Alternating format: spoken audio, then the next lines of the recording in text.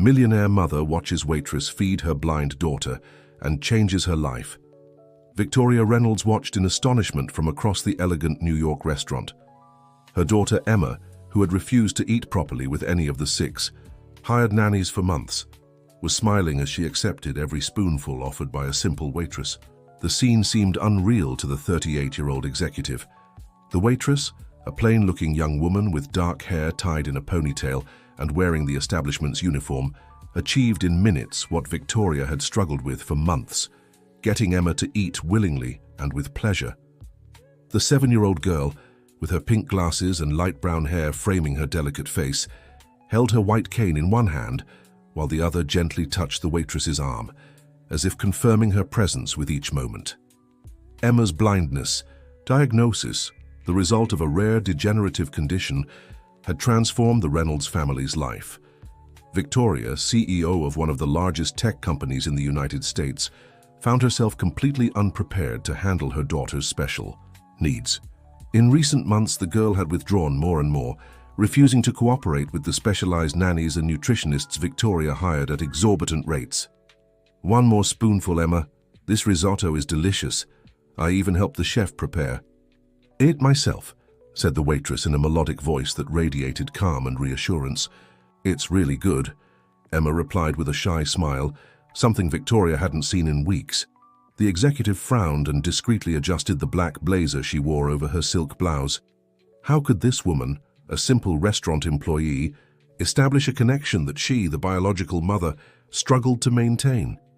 Maybe it was the tone of voice, maybe it was the patience, or maybe it was simply the fact that Victoria had outsourced so much of her daughter's care that she no longer knew how to reach her. "Is there anything else you need, ma'am?" The maitre d' asked as he quietly approached Victoria's table. "Who is that waitress?" Victoria asked without taking her eyes off the scene. "Jennifer Wilson. She's been with us for just over a year. An excellent employee." Victoria dismissed the maitre d' with a subtle hand gesture and continued watching.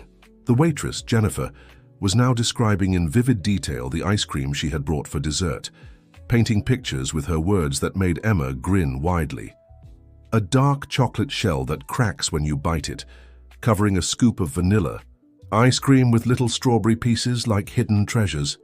After the meal, Victoria approached the table where her daughter was still chatting animatedly with Jennifer. The waitress immediately straightened up as she noticed the elegant woman who clearly belonged to a world far removed from her own. "Good afternoon, ma'am. I hope everything was to your liking," Jennifer said, taking a step back. "Mom," Emma exclaimed, instantly recognizing her mother's expensive perfume. "Jennifer told me stories while I ate. She said the risotto. Sauce is made with saffron from tiny purple flowers." Victoria studied her daughter's face, lit up with excitement she hadn't shown in her presence for so long. Jennifer, meanwhile, seemed uneasy, perhaps fearing she had overstepped. "I apologize if I overstepped, Mom. The little one seemed unsure about the food, so I thought I'd help." "Don't apologize," Victoria interrupted, her voice a mix of authority and surprise. "Actually, I'd like to speak with you privately, if possible." As one of Victoria's assistants led Emma to the car, the executive and the waitress sat at a secluded table. Victoria was direct. "How much do you make here, Jennifer?" The waitress blinked several times, confused by the abrupt question. "Excuse me, ma'am. Your salary, how much is it?" "Minimum wage plus tips," Jennifer answered hesitantly, adjusting the black apron over her white shirt. Victoria pulled a checkbook from her Italian leather purse. "I want to offer you 3 times that amount to come work for me, as Emma's companion." Jennifer's eyes widened. "Ma'am, I don't have training in special education or—" "How you got my daughter to eat while smiling?" Victoria cut in sharply. "6 specialists with international degrees couldn't do that. That seems like enough qualification to me." Jennifer looked down at her hands, visibly uncomfortable with the unexpected offer. "That's very kind of you, but I can't just leave my job here. I have responsibilities, commitments." Victoria, used to getting everything she wanted with money, felt a wave of frustration. Who did this waitress think she was to refuse such a generous offer? "I can speak to your manager. I'm sure he'll understand if—" "It's not just that, ma'am," Jennifer gently interrupted. "I'm saving up to go back to college. My schedule here is flexible. It lets me study and... What degree? Victoria asked, her analytical mind already forming a new strategy. Physical therapy, specializing in special needs. I did 3 years of med school before I had to stop. The silence that followed was heavy with unspoken meaning. Victoria studied the young woman's face carefully. There was something about Jennifer that went beyond the superficial friendliness of a waitress angling for tips. An intelligence in her eyes, a dignity in her posture, a genuine kindness that couldn't be faked. Jennifer, I'll be honest. With you, Victoria finally said, lowering her guard for the first time. Emma is sinking. Since the diagnosis, she's rejected any help. She doesn't eat properly, doesn't socialize, doesn't want to learn Braille. The doctors are worried about childhood depression. The usual hardness in Victoria's face gave way to something more vulnerable. And today, for some reason, she connected with you.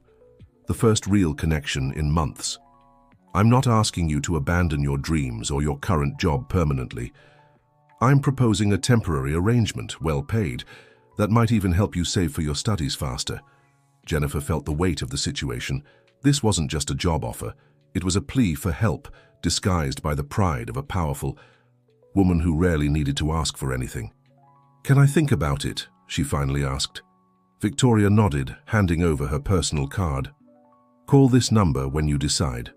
The offer stands. That night, in her small shared apartment in Queens, Jennifer barely slept.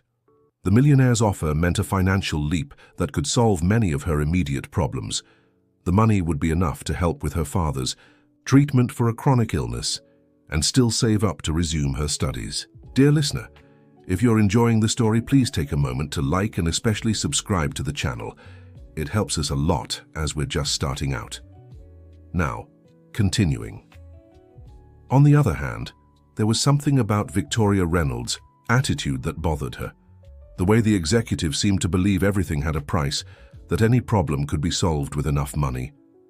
And Emma, that sweet, sensitive girl who seemed so lonely despite all the wealth around her. After 2 nights of reflection, Jennifer made her decision. She called the number on the card and, to Victoria's surprise, accepted the job, but with conditions. She would keep her weekend job at the restaurant, receive less than the initially proposed amount, and the arrangement would be temporary just until Emma adjusted better to her condition. Why are you negotiating down? Victoria asked, genuinely confused over the phone. Because I don't want to feel bought, Mrs. Reynolds, Jennifer replied with calm firmness. I want to help Emma because I care about her, not for the money. The silence on the other end was long. Victoria, accustomed to negotiating million-dollar mergers, had never encountered someone who willingly asked for less. All right, she finally agreed. And Jennifer, you can call me Victoria. The next morning, Jennifer was driven by a chauffeur to the Reynolds mansion in the Upper East Side, one of the most exclusive neighborhoods in New York. The house, a striking contemporary structure, looked more like a museum than a home, with its minimalist design and priceless artwork lining the walls. Emma is in her room, the housekeeper informed her, her tone a mix of formality and quiet relief at having reinforcements. She refused breakfast this morning. Jennifer climbed the stairs, feeling the weight of curious stares from the other staff. Her presence clearly stood out. She looked nothing like the previous nannies and tutors with their impeccable uniforms and impressive credentials. Emma's room was a shocking contrast to the rest of the house. While the mansion was decorated in neutral tones and clean lines, the girl's space burst with colors and textures, the result of well-intentioned but ineffective attempts to create a stimulating environment for a child without sight. Emma? Jennifer called softly, knocking on the slightly open door. It's me, Jennifer, from the restaurant. Remember me? The girl sat on the edge of her bed, her small frame nearly swallowed by the vastness of the decorated room. At the familiar voice, her face lit up. Jennifer, you came to visit me. Sort of, Jennifer replied, stepping closer. Your mom invited me to spend some time with you, to help with daily activities.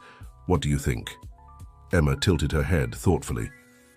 The other nannies didn't stay long. They didn't like it when I knocked things over. The child's honesty tugged at Jennifer's heart. Well, I'm a little clumsy too, she admitted, sitting beside the girl. Last week I dropped an entire tray of desserts at the restaurant. I think we drop things because we're trying. Hand trying is more important than doing everything perfectly. A small smile appeared on Emma's face. Mom never drops anything. She says perfection is essential. That sounds exhausting, Jennifer remarked lightly. How about we go down for breakfast? I'm starving, and I bet we can find something delicious in the kitchen. To the housekeeper's surprise, watching discreetly from the doorway, Emma stood up eagerly and reached for her cane. Will you help me not drop anything? She asked, holding out her free hand. I'll try, Jennifer replied, lacing her fingers with the girls. But if we drop something, we'll laugh about it together. Deal? The first month of their new routine brought subtle but meaningful changes. Jennifer instinctively applied techniques she'd learned during her college years, adapting them to Emma's specific needs. Rather than forcing the girl into a rigid schedule of therapeutic activities, she wove sensory exercises into everyday play and conversation. Victoria, who had initially planned to closely supervise Jennifer's work, found herself increasingly absorbed by the challenges of her company. Reynolds Bio was facing a crisis after losing a major government contract, and her presence was constantly required in emergency meetings. On the rare occasions she was home, she watched with a mix of relief and discomfort as Emma seemed to flourish under Jennifer's care. How do you do it? Victoria asked one evening after Emma had gone to bed. The two women were on the balcony, sharing a tense silence broken only by the distant sound of New York traffic. Jennifer looked up from her cup of tea. Do what? Make it seem so natural, Victoria elaborated, gesturing vaguely. Taking care of her, communicating with her. For me, it always feels like walking through a minefield. I'm always afraid of saying or doing the wrong thing. Jennifer considered her answer carefully, aware of the rare vulnerability Victoria was showing. I think it's because I'm not trying to fix anything, she finally said. Emma isn't broken. She just experiences the world differently.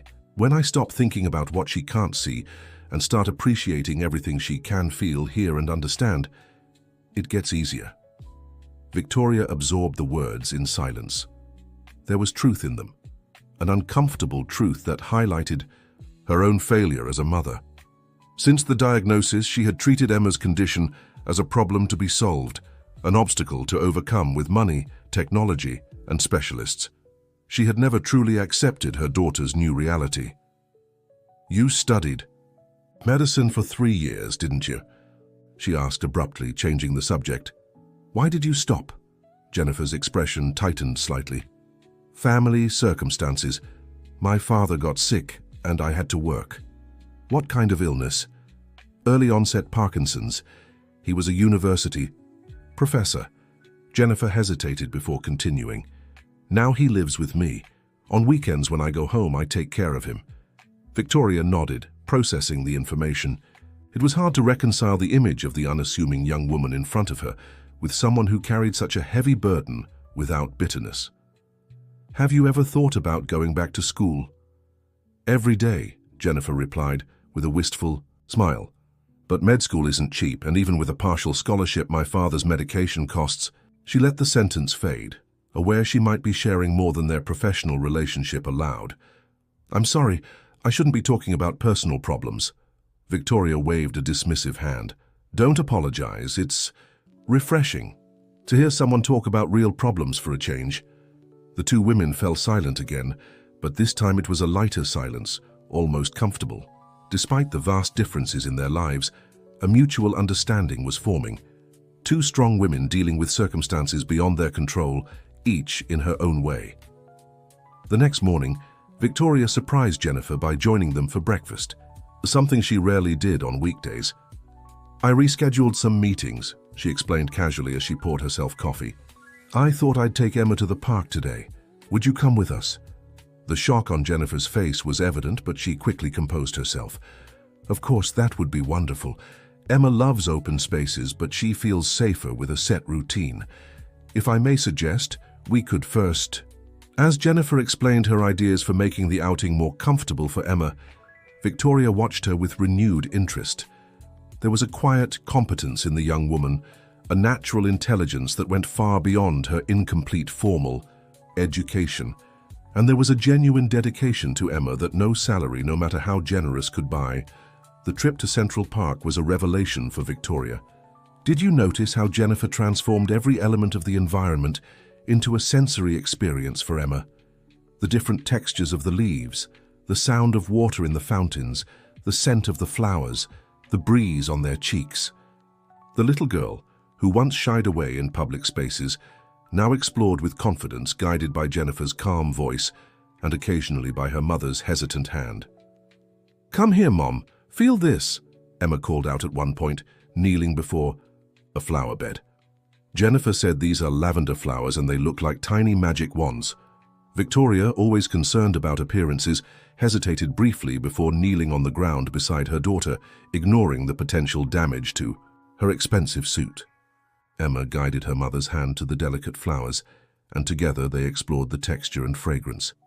"Beautiful, isn't it?" Emma said, her face lit up with a smile. "You can see with your fingers." Something inside Victoria broke at that moment. A barrier she had built herself, made of fear, guilt, and denial.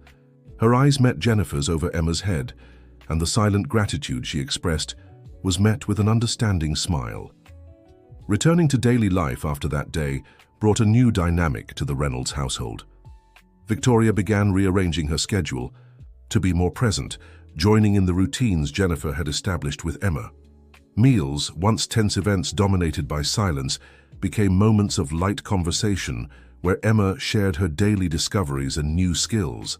One afternoon, as Jennifer taught Emma to identify different coins by touch, Victoria received a call that would change the course of events. It was Michael Carter, her financial director and ex-fiancé, a sophisticated man with whom she maintained a strained professional relationship since their breakup 3 years earlier.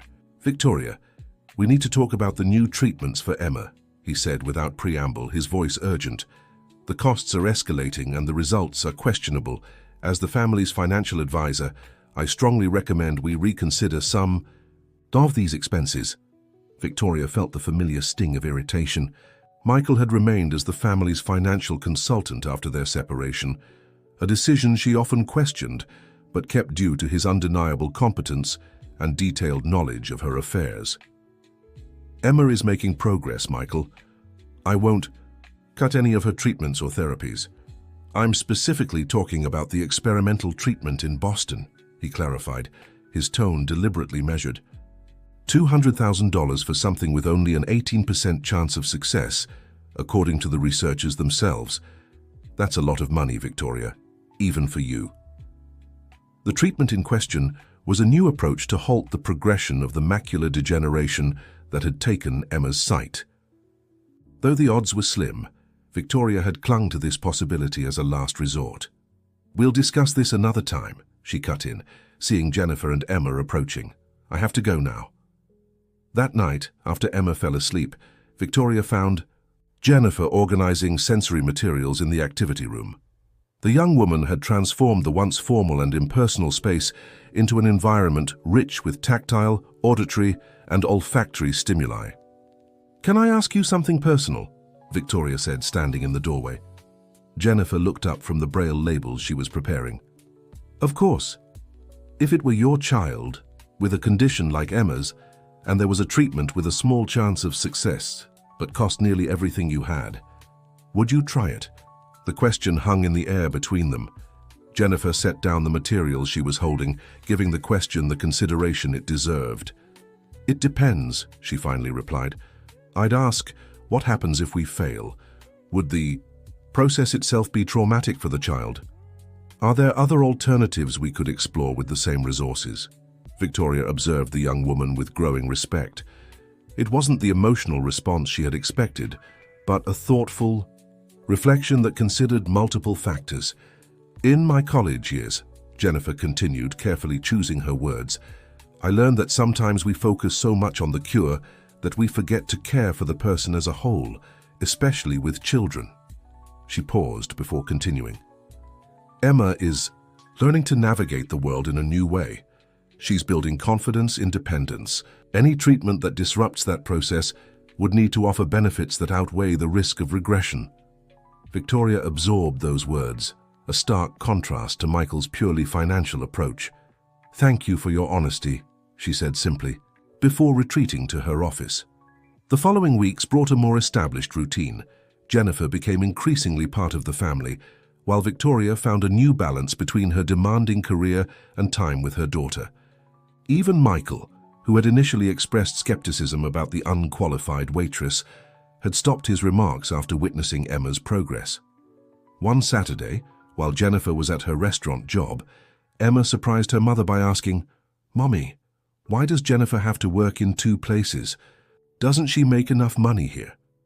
The innocent question struck Victoria unexpectedly. She had never discussed Jennifer's financial arrangements or personal circumstances with Emma.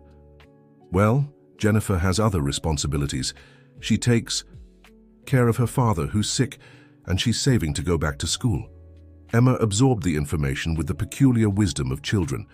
"So she takes care of me and her dad, and still wants to study. She must be really smart." "Yes, she is," Victoria agreed, realizing once again how limited her initial view of Jennifer had been by prejudice.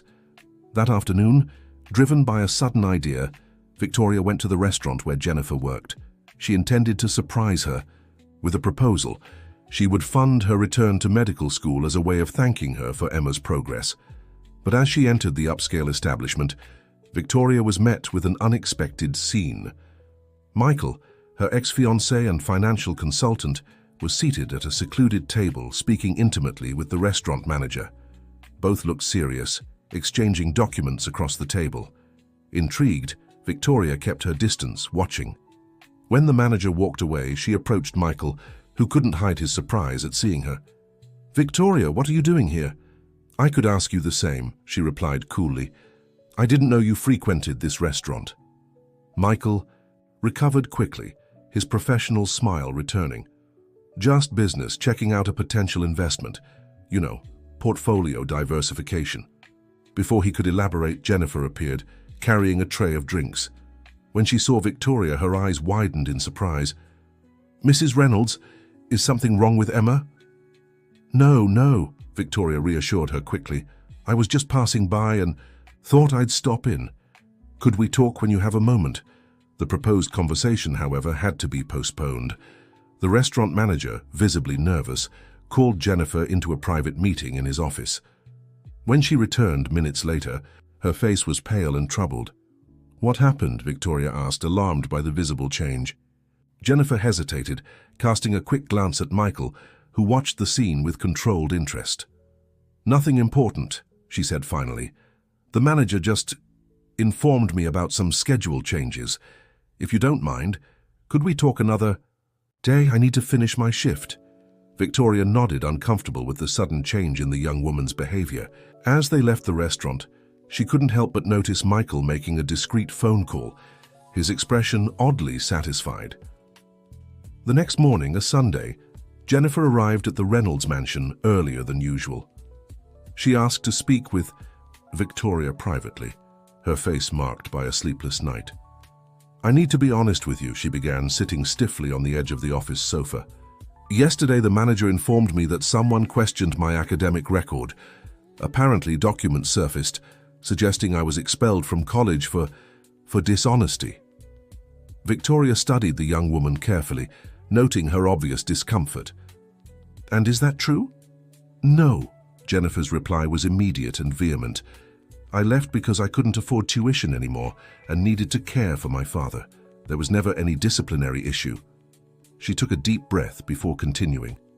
"The manager mentioned the person who brought this information, suggested I might pose a risk to the children under my care, including your daughter."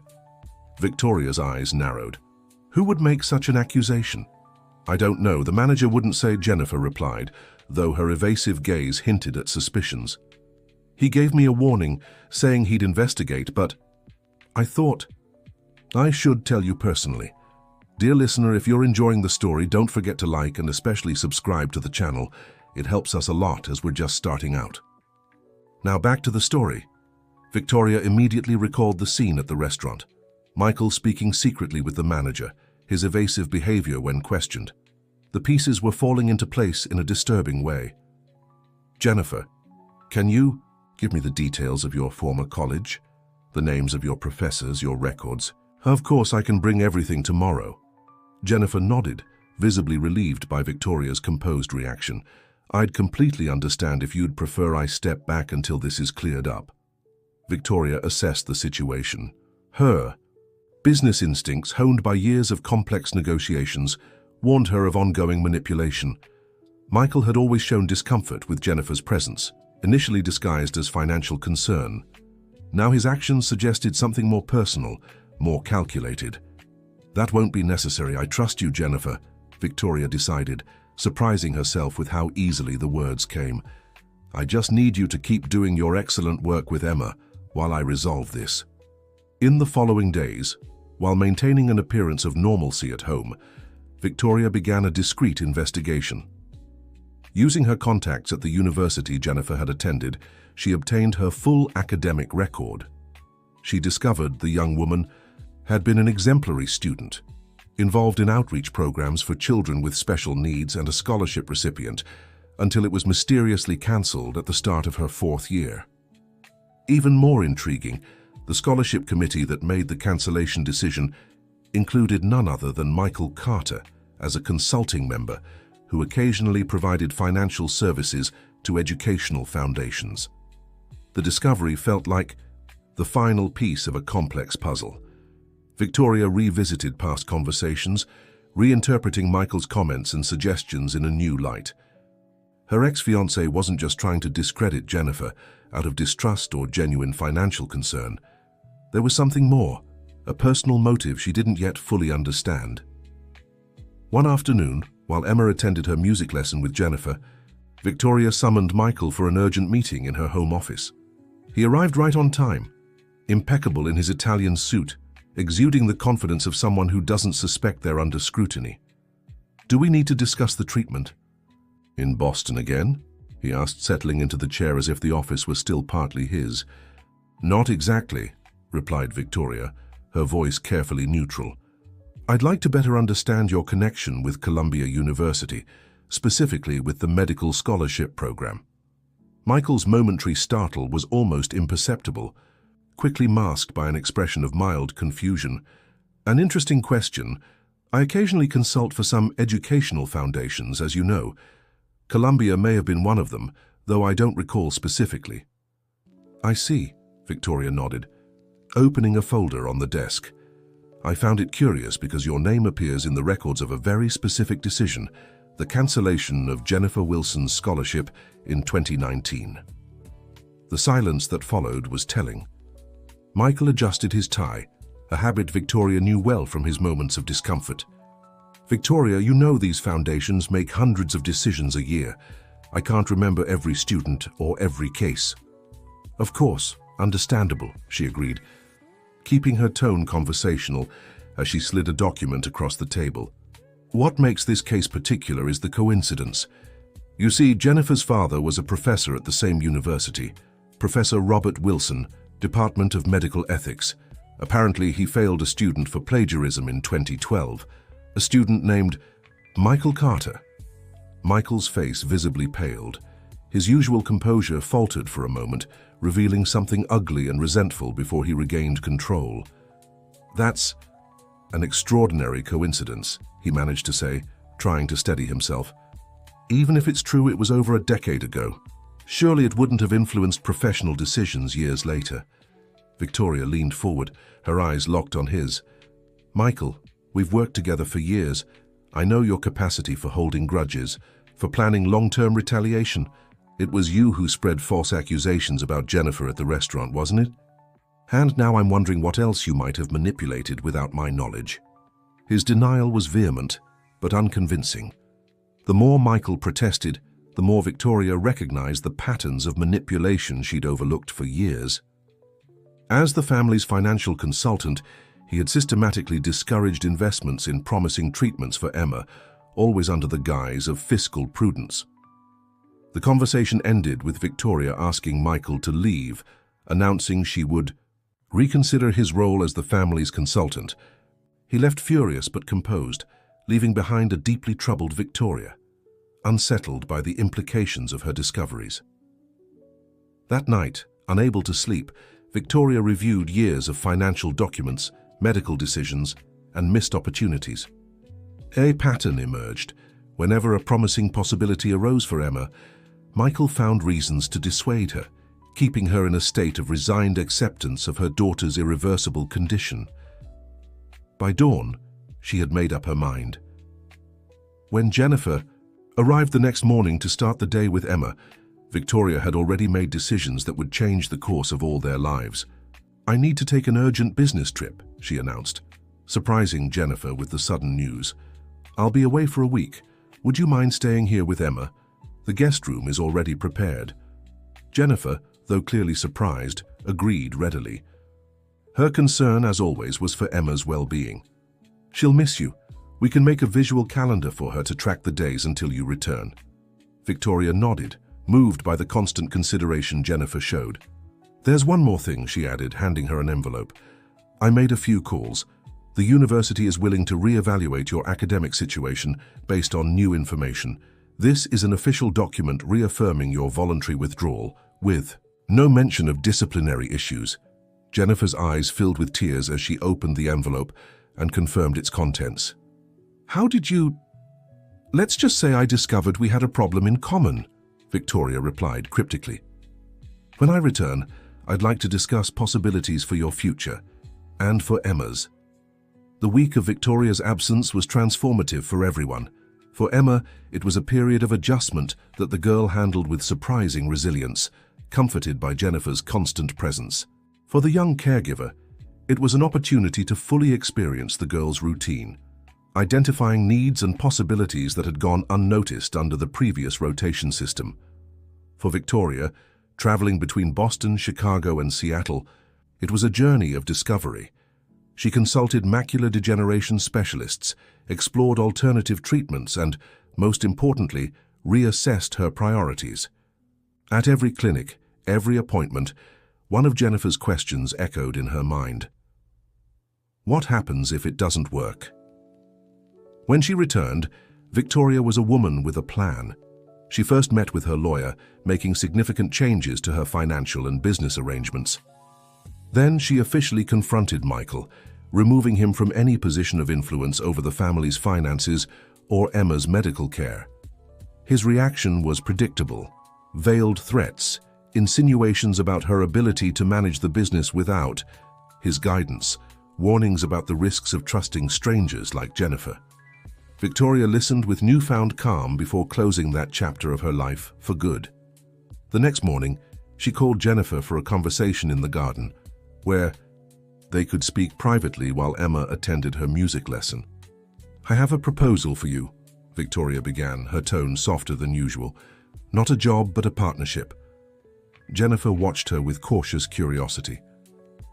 "Emma needs structure, consistency, and someone who sees her as she is, not as we wish she were," Victoria continued. "You provide that naturally." She paused before going on. "In Boston, I met a family with a daughter in the same condition as Emma. They developed a personalized program combining formal education with sensory therapies. The girl is thriving, just as Emma has thrived with you." Jennifer nodded, following, along without interrupting. "I want to create something similar here. An educational center for children with visual impairments, starting with a pilot program tailored specifically for Emma." Victoria paused meaningfully. "And I'd like you to lead the project while completing your medical training."